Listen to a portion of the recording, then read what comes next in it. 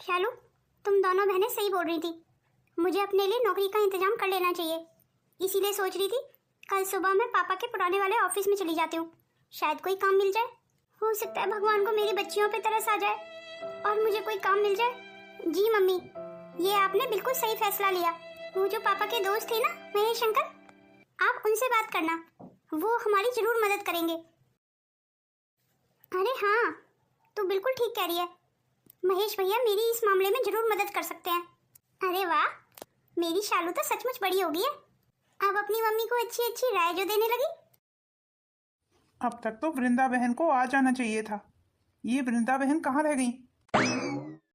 नमस्ते महेश भैया, कैसे हैं आप? वृंदा बहन, आप और इस हालत में? क्या बताऊं भैया, इनके जाने के बाद तो चुनौतियों ने जैसे मेरा रास्ता रोक रखा है। जितना आगे बढ़ने की सोचती हूँ उतना ही किस्मत मुझे पीछे ले जाती है। मैं सचमुच इन दिनों बहुत परेशानी में हूँ भैया। मैं आपके पास बहुत आस से आई हूँ भैया। मुझे आपकी मदद की बहुत जरूरत है। हाँ हाँ, बोलिए ना वृंदा बहन, मैं आपके किस काम आ सकता हूँ? मुझे एक नौकरी की जरूरत है भैया। अगर कोई नौकरी मिल जाए मुझे तो आपकी बड़ी मेहरबानी होगी। पर वृंदा बहन, आपको अचानक नौकरी क्यों करनी पड़ रही है? मेरा मतलब है, आपका तो अच्छा घर द्वार है, मकान भी किराए पे चढ़ा हुआ है। वो सब मैं आपको फुर्सत में बताऊंगी। फिलहाल तो आप मेरी कहीं नौकरी लगवा दीजिए। ठीक है वृंदा बहन, मैं एक आध हफ्ते में आपको जवाब देता हूँ। ठीक है भैया, फिर मैं चलती हूँ। अरे नहीं नहीं वृंदा बहन, बैठो, चाय फाय पी के जाओ। नहीं नहीं भैया, अगर किसी ने देख लिया ना तो मेरे लिए मुसीबत बढ़ जाएगी।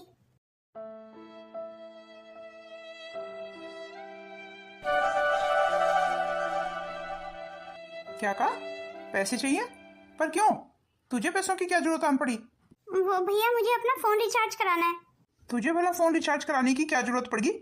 तुझे ऐसी किससे बात करनी है? वो भैया क्या है ना, मुझे बात तो किसी से नहीं करनी, पर रिचार्ज कराने पे इंटरनेट की सुविधा मिलती है और बच्चियों को होमवर्क करने में थोड़ी मदद मिल जाती है। इसीलिए फोन रिचार्ज कराना है। मेरे पास ये आलतू फालतू खर्च करने के लिए कोई पैसे नहीं है। तेरे तो दिन पे दिन खर्चे ही बढ़ते जा रहे हैं। खर्चे हैं कि खत्म होने का नाम ही नहीं ले रहे हैं। अब आप ऐसा तो मत बोलिए भैया। मैंने तो प्राइवेट स्कूल से भी अपनी बच्चियों को निकलवा लिया है। मेरी बेटियां तो अब सरकारी स्कूल में जा रही हैं। अब तो उनका किताब कॉपी के अलावा कोई खर्चा ही नहीं रह गया भैया। नहीं, कभी मेरी बेटियां ट्यूशन गई, ट्यूशन का भी कोई खर्चा नहीं है। कम से कम फोन पे जो प्रश्न उन्हें समझ नहीं आता है वो देख के कर तो लेती हैं। इस बार तो मेरी बेटियों का किताबों का भी खर्चा नहीं हुआ भैया। मैंने पुरानी किताबें उनको दे दी लाके। अपनी बेटियों को बोल, कोई जरूरत नहीं है उन्हें ज्यादा पढ़ने की। वैसे भी मैं जल्दी ही उनकी शादी करने के बारे में सोच रहा हूँ। नहीं नहीं, मैं अपनी बेटियों की इतनी जल्दी शादी नहीं होने दूंगी। मैं किसी कीमत पे भी उनकी जिंदगी बर्बाद नहीं होने दूंगी और ना ही किसी को करने दूंगी। मैं महेश भैया को फोन करती हूँ, उनसे पूछती हूँ कि उन्होंने मेरी नौकरी का कहीं इंतजाम किया। वैसे भी उन्होंने मुझसे कहा था कि 1 हफ्ते बाद मुझसे फोन पे बात कर लेना, पर मैं उनसे बात कैसे करूँ? मेरे फोन में तो रिचार्ज ही नहीं है। मैं बाहर जाके उनसे बात करूंगी। अब मुझे डर से नहीं, हिम्मत से काम लेना होगा। आखिर सवाल अब मेरी जिंदगी का नहीं, मेरी बेटियों की जिंदगी का है और मैं किसी को भी अपनी बेटियों की जिंदगी नहीं बर्बाद करने दूंगी, चाहे फिर वो मेरा सगा ही क्यों ना हो। अब इस लड़ाई को मैं लड़ूंगी भी और जीत के भी दिखाऊंगी। बहुत कर ली मैंने रिश्तों की शर्म, अब और नहीं। अपनी बेटियों के लिए मैं दुनिया भर से लड़ जाऊंगी।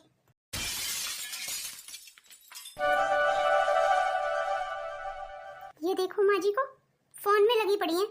सारा दिन बैठी रहती हैं ये, इनके पास और कोई काम ही नहीं है। माँ जी, माँ जी, बहू तू आ गई?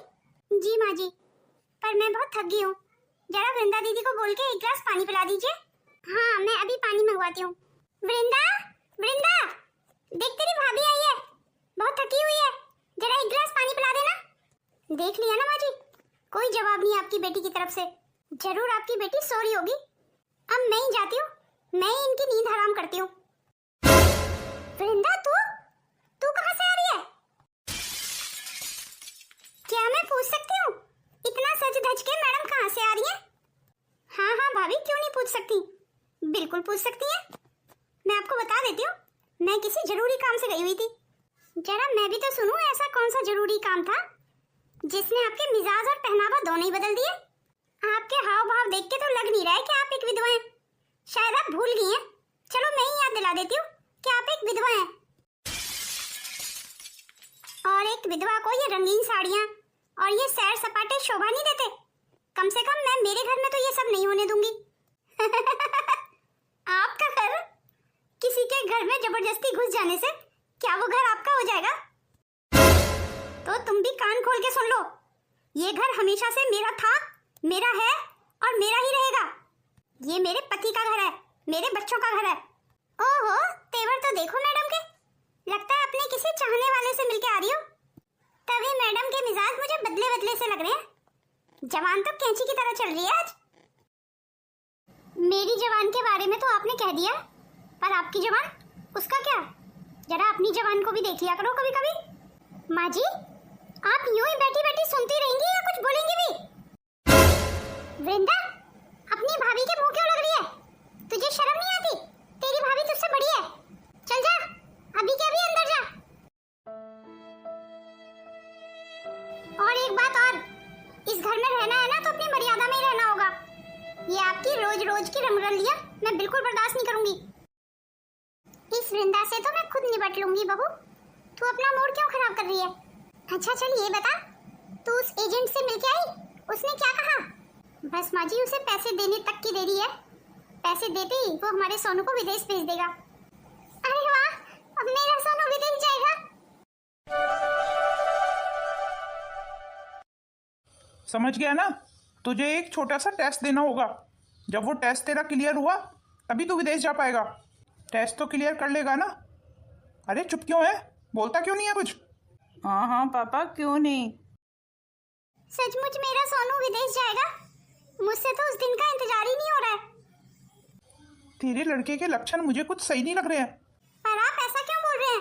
क्या कर दिया मेरे सोनू ने? दिक्कत तो मुझे इसी बात की है कि आज तक तेरे सोनू ने कुछ किया ही नहीं है। आप तो हर समय मेरे सोनू में कमियां ही निकालते रहते हैं। सोनू अभी छोटा है। अरे छोटा कैसे है? कल परसों विदेश जाएगा तो वहां भी तो 100 तरीके के सवालों के जवाब देने पड़ेंगे उसे। मेरे तो एक छोटे से सवाल का जवाब नहीं दे पा रहा था। अरे तो वो आपके आगे कभी बोला है जो आज बोलेगा? आपकी इतनी इज्जत क्यों करता है सोनू? और करे भी क्यों ना? अब सोनू को संस्कार भी तो मैंने ही दिए। अच्छा एक बात बताइए, पैसों का इंतजाम तो आपने कर रखा है ना? मेरा मतलब है विदेश भेजने के लिए तो काफी पैसों का खर्चा होगा। मुझे सब पता है। इसका मतलब अभी तक आपने पैसों का इंतजाम ही नहीं किया? वो भी करने में लगा पड़ा हूँ ना। क्या मैं पूछ सकती हूँ कैसे हो जाएगा? इसके लिए भी मुझे वृंदा की मदद चाहिए। वृंदा दीदी की मदद चाहिए? उसके लिए मुझे बस शालू की शादी करवानी होगी। क्या मतलब? शालू की शादी से सोनू के विदेश जाने का क्या मतलब है? उससे तुम्हारे पास पैसे कैसे आएंगे? वो पुरुषोत्तम भाई है ना, जो अक्सर हमारी दुकान पे आया करते हैं, वही हमें पैसे देंगे। वो तो काफी पैसे वाले हैं, पर वो हमें भला इतने पैसे क्यों देने लगे? मैं शालू की शादी पुरुषोत्तम जी के साथ ही कराना चाहता हूँ। उस शादी के बदले पुरुषोत्तम जी हमें पैसे देंगे। अब तुम्हें बस जैसे तैसे करके वृंदा को इस शादी के लिए मनाना होगा। बस एक बार वृंदा इस शादी के लिए मान जाए। तो अब आप चिंता ही मत कीजिए, ये काम आप मुझ पे छोड़ दीजिए। वृंदा दीदी को शालू की शादी हर हाल में करनी ही होगी। और अगर वृंदा नहीं मानी तो?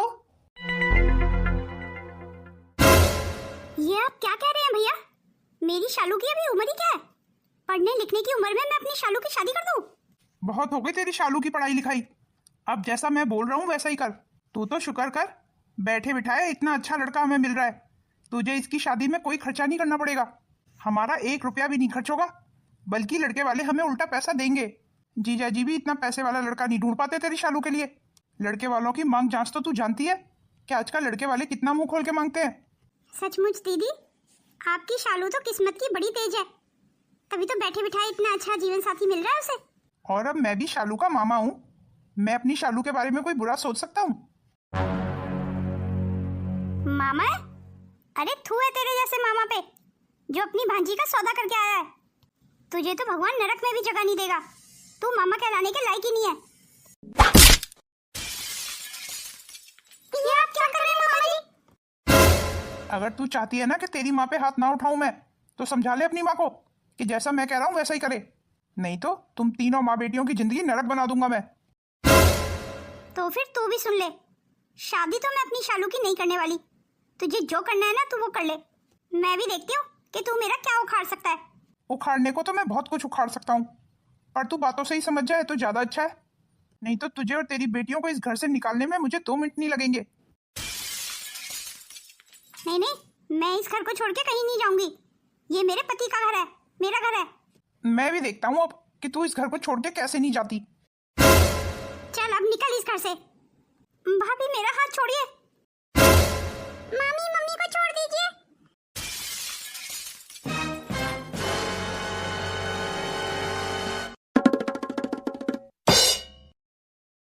तू चिंता मत कर वृंदा बहन, अगर एक भाई ने तुझे घर से निकाल दिया तो क्या हो गया, तेरा दूसरा भाई अभी जिंदा है। मैं सिर्फ यूं ही बोलने को तुझे बहन नहीं बोलता, मानता भी हूँ, और एक भाई के सारे फर्ज भी निभाऊंगा। इस घर के दरवाजे तेरे लिए और तेरी बेटियों के लिए हमेशा खुले हैं। पर मैं किसी पे अब बोझ नहीं बनना चाहती। मैं अपनी बेटियों के साथ यहाँ नहीं रह सकती। अरे तो मैंने कौन सा कहा है कि तुझे यहाँ हमेशा रहना पड़ेगा। वैसे भी अब तो तेरी नौकरी लग चुकी है, जब तुझे पहली तनख्वाह मिल जाए तो यहाँ से चली जाना। दुख तो इसी बात का है भैया कि आज अपना घर होते हुए भी मुझे किराए के घरों में धक्के खाने पड़ेंगे। मुझे नहीं लगता कि अब मैं अपने घर में कभी वापस जा पाऊंगी। उसने मुझसे मेरा घर भी छीन लिया। तुझसे तेरा घर कोई नहीं छीन सकता। हम कोर्ट में जाएंगे। कानूनन तौर पे तू उस घर की मालकिन है और तुझे तेरा हक दिलाने में मैं तेरी मदद करूंगा। मैं जल्दी ही किसी अच्छे वकील से बात करूंगा। वृंदा तो इस घर से चली गई, अब हम अपने सोनू को विदेश कैसे भेज पाएंगे? पैसे का इंतजाम अब कैसे हो पाएगा? मैं आपसे कुछ पूछ रही हूँ। अपने सोनू को तो विदेश में जरूर भेजूंगा, चाहे उसके लिए मुझे अपना सब कुछ क्यों ना बेचना पड़े।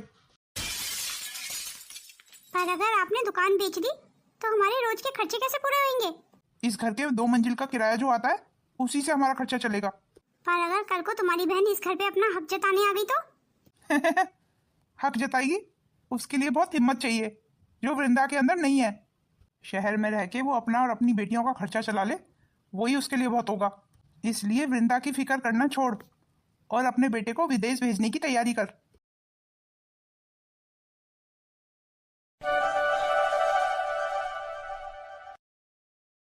अरे वाह, मेरी मीनू तो पढ़ाई कर रही है। मम्मी आप आ गई? हाँ बेटा मैं आ गई। तो ऐसे ही मन लगा के खूब पढ़ाई करना, बड़ा अच्छा लगता है अपने बच्चों को पढ़ते हुए देख के। आप बैठिए ना मम्मी, मैं आपके लिए पानी लेके आती हूँ। हाँ पानी तो पिला दे एक गिलास, सचमुच काफी थक गई हूँ मैं। वैसे ही शालू नहीं दिखाई दे रही, शालू कहाँ है? मैं भी यही हूँ मम्मी, ये लीजिए आपके लिए पानी लेके आई हूँ। आपको पता है मम्मी, आज शालू दीदी ने खाना भी बनाया है। खाना बनाया है? पर क्यों? मैं ऑफिस से आई रही थी ना बेटा, मैं आके खाना बना लेती। आप भी तो ऑफिस से हारी थकी आती हैं मम्मी, आप भी तो थक जाती हैं, इसीलिए मैंने खाना बना दिया। जब पापा थे तब कितना आराम था आपको, हमारी वजह से आपको कितना काम करना पड़ रहा है। खैर ये सब छोड़िए मम्मी, ये बताइए आज आपका ऑफिस में दिन कैसा गुजरा? दिन तो कुल मिला के अच्छा ही गुजरा, बस थोड़ी थकान हो गई है। काश मैं आपके ऑफिस के काम में कुछ मदद कर पाती। हाँ हाँ तू मेरी मदद कर सकती है, बस तुझे अच्छे से मन लगा के पढ़ाई करनी होगी। अब मेरी इतनी तनख्वाह तो है नहीं कि मैं तुम दोनों को प्राइवेट स्कूल में पढ़ा सकूं।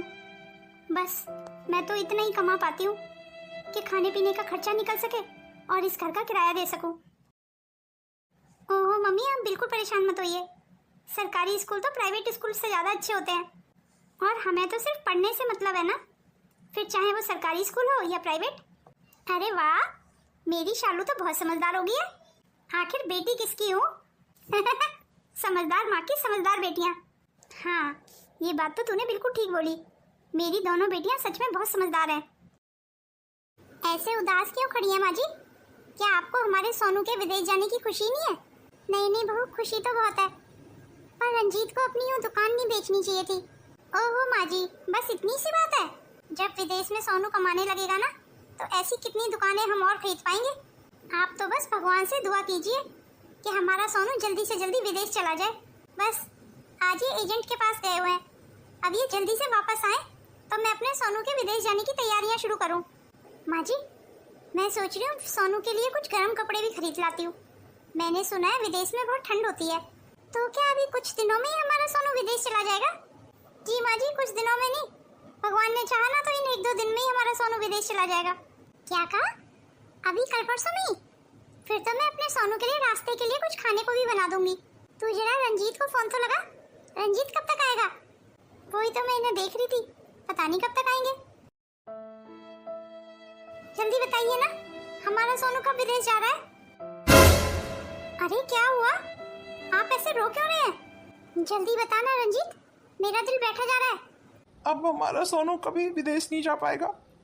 उस एजेंट ने हमारे साथ धोखा किया है। वो हमारे सारे पैसे लेके भाग गया।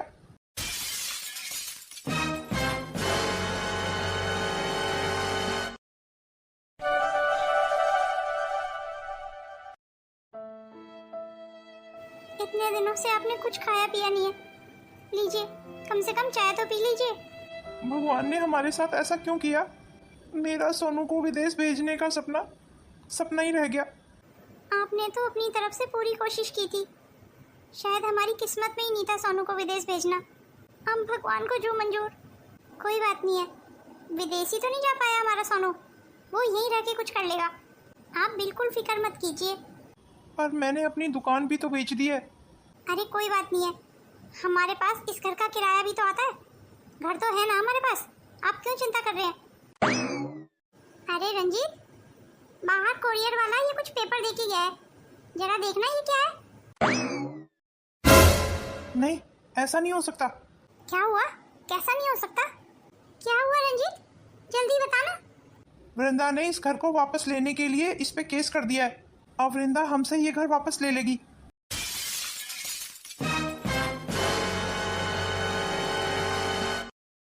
मीनू, शालू, बेटा कहाँ हो दोनों? क्या बात है मम्मी, आज बड़ी खुश नजर आ रही हैं। आप बात ही इतनी खुशी की है। तुम्हें पता है हम केस जीत गए, हमें हमारा घर वापस मिल गया। अरे वाह मम्मी, ये तो आपने बहुत खुशी की खबर सुनाई। मुझे तो यकीन ही नहीं हो रहा है कि हम केस जीत गए। ये सब जो भी हुआ है ना, तुम्हारे महेश अंकल जी की वजह से हुआ है। अब हम वापस अपने घर में जा पाएंगे। अरे अरे मम्मी, संभालिए अपने आप को, ये तो कितनी खुशी की बात है। और आप रो रही हैं? नहीं नहीं, मैं रो नहीं रही हूँ, ये तो खुशी के आंसू हैं।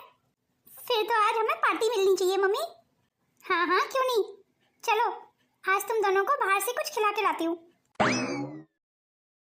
बहू, एक कप चाय बना के दे दे, सिर में बहुत दर्द हो रहा है।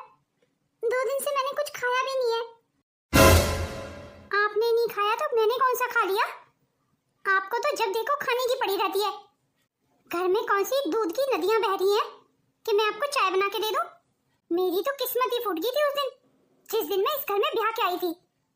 पता नहीं कौन सी मनहूस कड़ी थी वो। और हाँ, अपने खाने पीने पे थोड़ी लगाम लगाइए। खा खा के मोटी भैंस हो रही हैं आप। 2 दिन भूखी रह लेंगी तो मर नहीं जाएंगी। और हाँ, मुझे परेशान करने की बिल्कुल जरूरत नहीं है। तुम्हारी बेटी ने वैसे भी मुझे कम परेशान नहीं किया है जो तुम मेरे सिर पे बैठी हो मुझे परेशान करने के लिए। इस घर में रहना है ना तो मेरे हिसाब से ही रहना पड़ेगा। और फिर भी ज्यादा ही तुम्हें भूख लग रही है ना तो बाहर जाओ खेतों में मेहनत मजदूरी करो।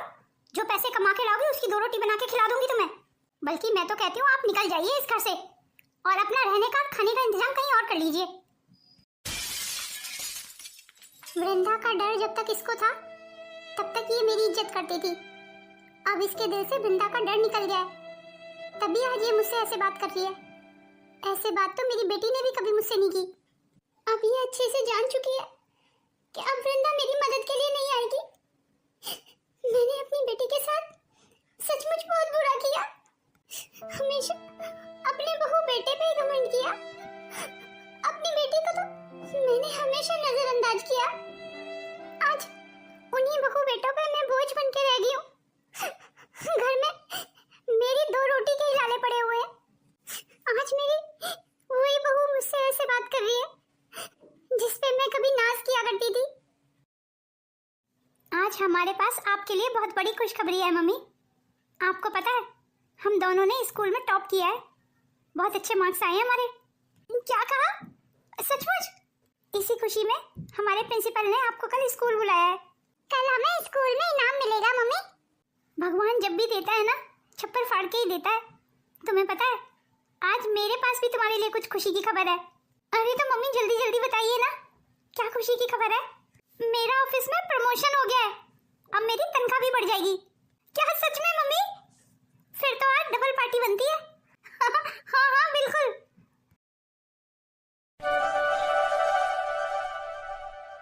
जी मैं सोनू का पापा। सोनू को तो आप अच्छे से जानते ही हैं। मैं सोनू की नौकरी के सिलसिले में आया हूँ। वो कुछ भी कर लेगा, बच्चों को पढ़ा देगा, ट्यूशन भी पढ़ा सकता है, बस उसे काम की सख्त जरूरत है। और आप तो जानते ही हैं मेरा सोनू पढ़ने में कितना होशियार है। वैसे तो सोनू हमेशा से विदेश में नौकरी करना चाहता था, पर मैंने कहा नहीं, गांव में रह के गरीब बच्चों को ही पढ़ाओ। आज थोड़ा सा हम परेशानी में हैं, इसीलिए सोनू की नौकरी के सिलसिले में आपसे मदद मांगने आया हूँ। अच्छा, तो आप हैं उस सोनू के पापा। नौकरी की बात तो आप बाद में करना, पहले आपकी तरफ जो मेरे पैसे निकलते हैं ना, वो लौटा दीजिए मुझे। कौन से पैसे बकाए हैं आपके? लगता है आपकी मक्कार पत्नी ने आपको कुछ नहीं बताया। निहायत ही मक्कार और झूठी है आपकी पत्नी। वो हमेशा गरीबी की दुहाई देके 3-4 महीने के पैसे लेके बैठी है मेरे। और रही बात सोनू की नौकरी की, तो आपका लड़का किसी को क्या पढ़ाएगा? अभी तो उसे खुद पढ़ने की जरूरत है। उस गंवार को कौन नौकरी देगा? वो तो हिंदी तक नहीं पढ़ सकता सही से। पर मेरा सोनू तो हमेशा क्लास में अव्वल आता था। वो पढ़ाई में अव्वल नहीं आता था, मक्कारी में, झूठ और फरेब में अव्वल आता था। आपका बेटा पढ़ने में तो जीरो है, जीरो। ये सब बात रहने दीजिए। फिलहाल तो आप मेरे पहले के पैसे जो बकाया है वो लौटा दीजिए, नहीं तो मैं अभी पुलिस को फोन करता हूँ। नहीं नहीं नहीं, आप पुलिस को फोन मत कीजिए। फिलहाल मेहनत और मजदूरी करके यही 200-300 रुपये मेरी जेब में है, आप यही रख लीजिए। चलो फिलहाल तो मैं ये पैसे रख लेता हूँ, बाकी के पैसे भी जल्दी दे जाना। अरे बहन जल्दी जल्दी काम कर, अगर बोझा उठाया नहीं जाता तो काम करने की जरूरत ही क्या थी? पता नहीं कहाँ कहाँ से आ जाते हैं। ये ले बहू, पूरे 100 रुपए की कमाई हुई है आज। अब तू जल्दी से कुछ अपने लिए और मेरे लिए बना ले। हाँ हाँ दीजिए, मैं जल्दी से इन पैसों से कुछ राशन खरीद लाती हूँ और कुछ खाने को बना लेती हूँ। मुझे भी बहुत तेज भूख लगी है। मुझे दीजिए पैसे।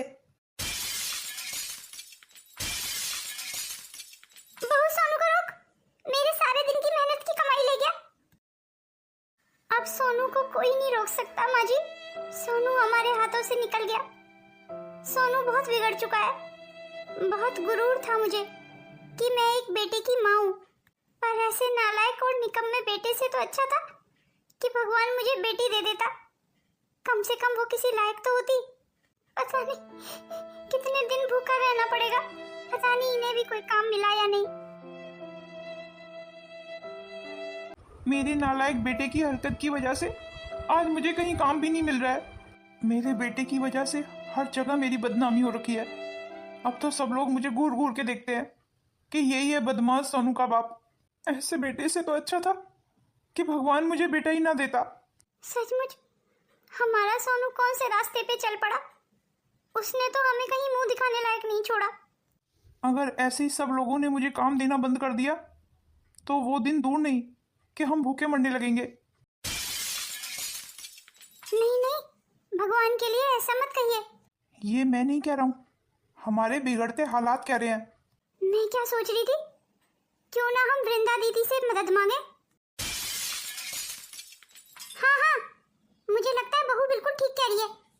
आखिर वृंदा मेरी बेटी है, तेरी बहन है, वो हमारी जरूर मदद करेगी। तो क्यों ना आज ही वृंदा दीदी के घर चले। हाँ, अब मेरे पास बस यही एक रास्ता है। अब वृंदा ही हमारी मदद कर सकती है, हमें इस परेशानी से निकाल सकती है।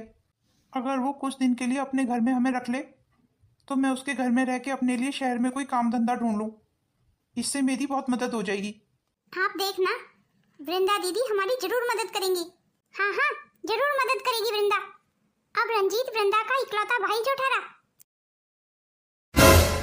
आपने ये सोचा भी कैसे कि मैं आपकी मदद करूंगी और कुछ दिनों के लिए आपको अपने घर में रहने के लिए जगह दे दूंगी? अरे कुछ दिन तो क्या, मैं कुछ मिनट भी आपको इस घर में बर्दाश्त नहीं कर सकती। अब मैंने लोगों की मदद करनी बंद कर दी है। अब आप लोग यहाँ से जा सकते हैं। पर वृंदा मेरी बात तो सुन, मैं तेरा इकलौता भाई हूँ। मेरा कोई भाई नहीं है, कोई रिश्तेदार नहीं है, मैं किसी को नहीं जानती। अभी के अभी निकल जाइए मेरे घर से, नहीं तो मजबूरन मुझे पुलिस का सहारा लेना पड़ेगा। वैसे भी रिश्तों से अब मेरा विश्वास उठ गया। मुझे नहीं पता मैं कितनी हद तक ठीक हूँ और ऐसी स्थिति में मुझे क्या करना चाहिए था। अब आप मुझे बताइए, मैंने सही किया या गलत?